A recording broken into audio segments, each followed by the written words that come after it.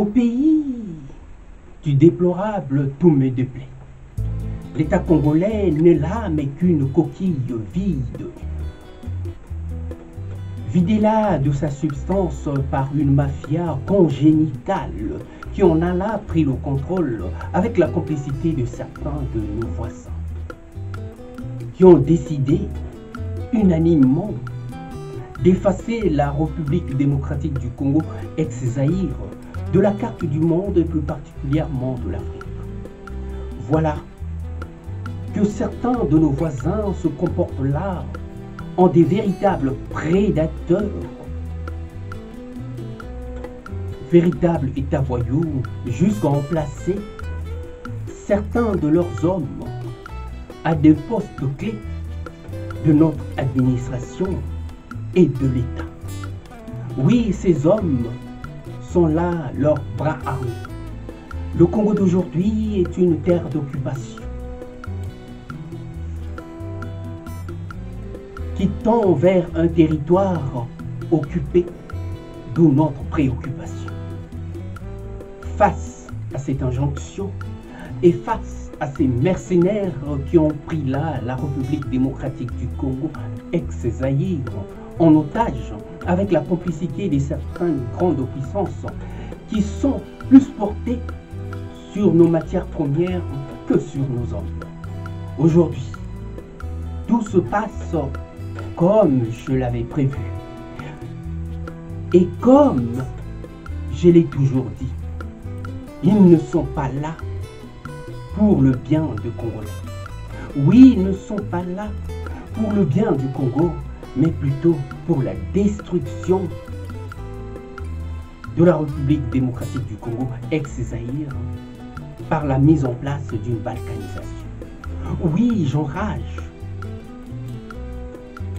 Pourquoi s'accroche-t-il le mordicus au pouvoir pour, sans doute, n'avoir su là mener à bien, en temps et en heure, la mission qui leur a été assignée par leur parrain? Et depuis, que constatons-nous? Une montée de violence et une multiplication de sources de conflits, mais savamment orchestrées. D'où plane l'ombre du régime congolais. C'est vrai qu'ils ont là gagné par la peur, c'est justement ce qu'ils voulaient, mais nous n'en sommes pas dieux. Et bien loin d'être là des coquilles vides. Celui qui connaît la vérité ne cédera jamais face à la cruauté du mensonge. Ce régime ne me fait pas peur, mais cependant se révèle aux yeux du monde tel qu'il est, tel qu'il a toujours été, sans le moindre masque. Nous voir là assassinés par nos propres frères, qui ont là, mais vendu leur âme au diable. Et là, notre plus grande désillusion. Et ses voisins qui se sont empêtrés dans l'affaire, qui se sont détournés de nous pour avoir violé toutes les conventions de bonne convenance, auront là un jour à nous rendre les comptes. Oui, j'enrage de cette injustice par laquelle ils ont violé là notre intimité, notre fierté dont ils devraient en répondre un jour. Le régime congolais n'est plus en droit d'exercer dans un état de droit où il a incessamment violé insidieusement tous les droits pour en avoir fait un état de non-droit. En somme, un véritable Far West où tout est permis et le chaos en vaste champ de mine à la portée là de nos prédateurs. La communauté internationale ne devrait plus du tout briller par son silence Ce silence qui le fait et le rend complice des crimes commis.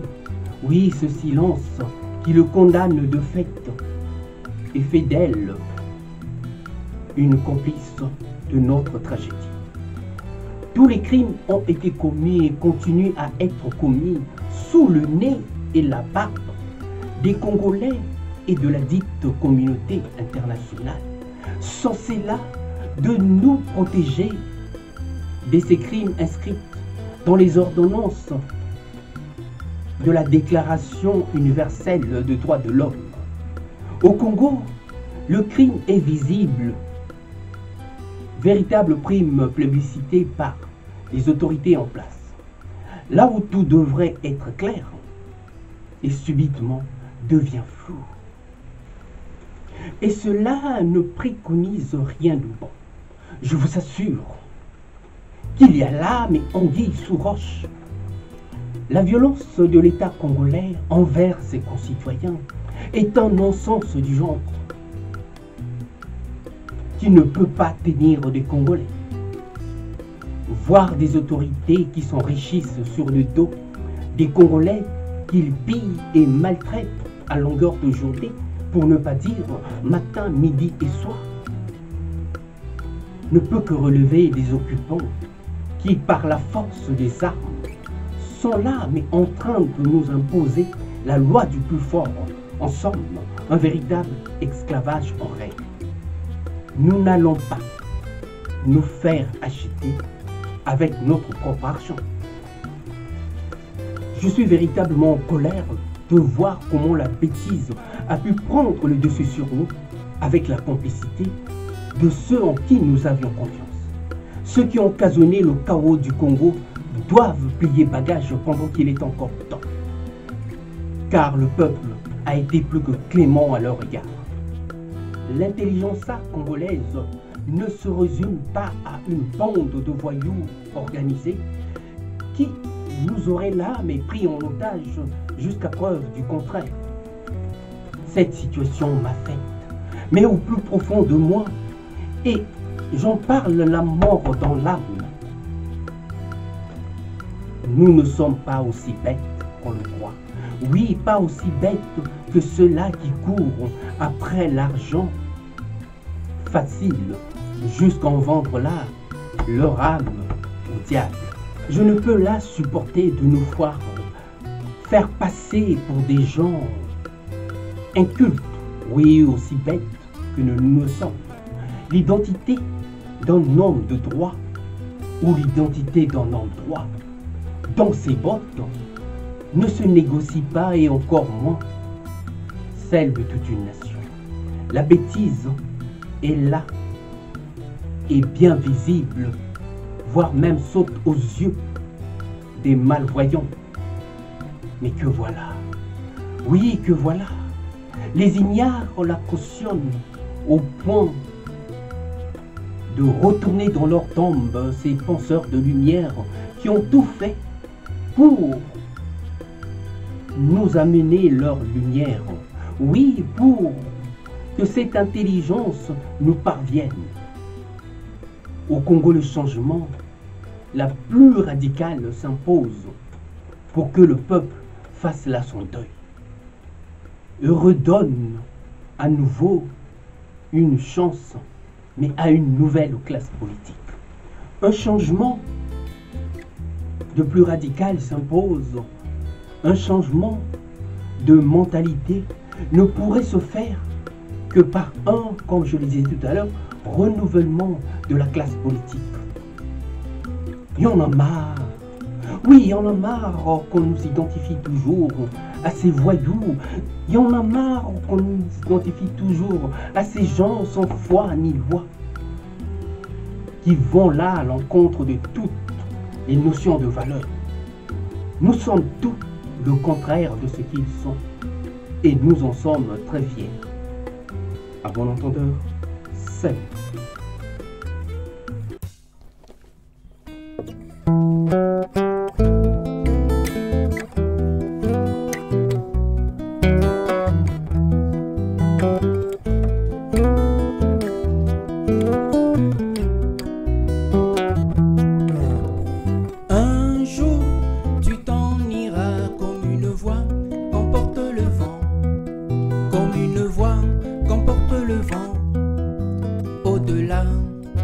des mers. Un jour, tu t'en iras comme une voix qu'emporte le vent, comme une voix qu'emporte le vent, au-delà des mers.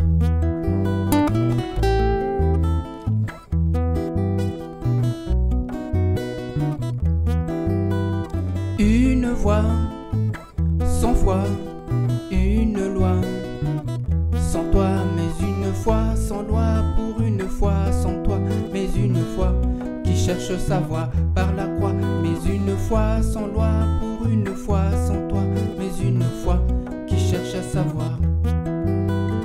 Plus de droit, de roi, ni de mots, de bourgeois, que des mélopées d'amour pour assouvir ma passion, telle est ma plus belle hymne d'amour.